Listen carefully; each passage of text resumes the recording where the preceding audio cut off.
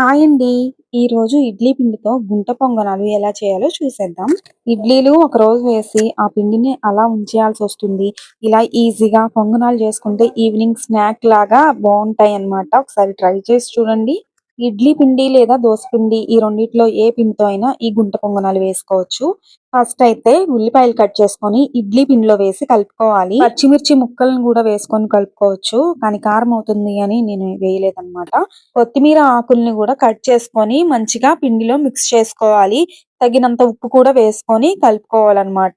ఇంకా కలుపుకున్న ఈ పిండిని ఒక్క 2 నిమిషాలు అలా పక్కన పెట్టేసి గుంట పొంగనాలు పాన్ తీసుకొని అందులో సరిపడా ఆయిల్ అయితే వేసుకోవాలి. తరువాత పిండిని తీసుకొని అన్ని గుంటల్లో వేసుకోవాలి.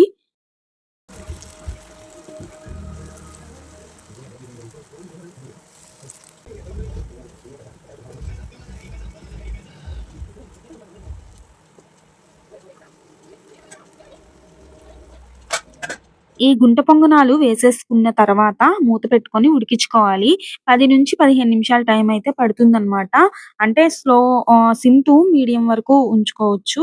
హై పెడితే ఏమవుద్ది అంటే ఫ్లేమ్ మాడిపోతుంది. సో, అందుకని చూసుకుంటూ ఉండాలి. చక్కగా ఒక వైపు కాలిన తర్వాత రెండో వైపుకైతే ఇలా స్పూన్‌తో తిప్పాలి.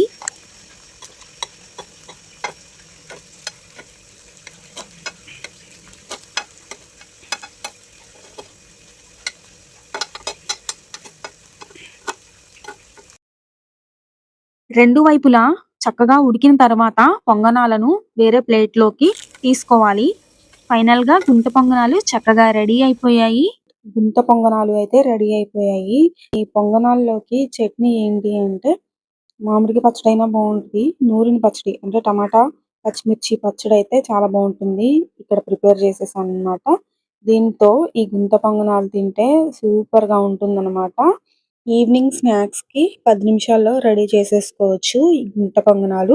ఈ వీడియో నచ్చితే ఒక లైక్ చేయండి. సబ్స్క్రైబ్ చేయడం మాత్రం మర్చిపోకండి. Thank you. బాయ్.